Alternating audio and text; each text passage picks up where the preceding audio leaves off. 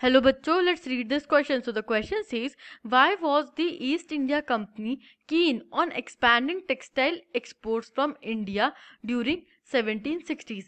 1760s के time पे जो ईस्ट इंडिया कंपनी थी, एक ट्रेडिंग कंपनी, वो क्यों इंटरेस्टेड थी इंडिया से टेक्सटाइल एक्सपोर्ट्स को इंक्रीज करने में या एक्सटेंड करने में? Let's see the key concept is Indian textile trade. India का जो टेक्सटाइल था वो बहुत फाइन क्वालिटी का था और वर्ल्ड में डिमांडेड था, और उसका एक बहुत ज़्यादा इंटेंसिव ट्रेड नेटवर्क डेवलप था जो मेजरली इंडियन मर्चेंट्स लीड करते थे, और फॉरेन के भी काफ़ी सारे पार्टिसिपेंट्स उस ट्रेड नेटवर्क में थे. Let's see the answer. The consolidation of east India companies power after 1760s initially led to the increase in textile export from India.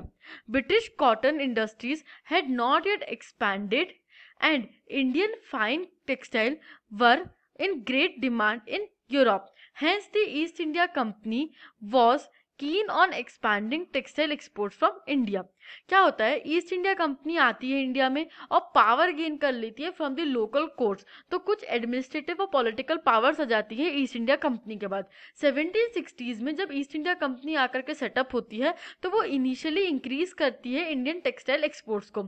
उसका मेजर रीजन क्या होता है, जो ब्रिटिश कॉटन इंडस्ट्रीज होती है, जो मैनचेस्टर एक्सेट्रा की जो कॉटन इंडस्ट्रीज होती है ब्रिटिश की, वो अभी तक की इतनी ज़्यादा वाइड लेवल पे प्रोडक्शन नहीं कर रहे थे, वो इतना एक्सपैंडेड नहीं थे, वो सिर्फ बहुत लिमिटेड लेवल पे डिमांड को सेटिस्फाई कर पा रहे थे.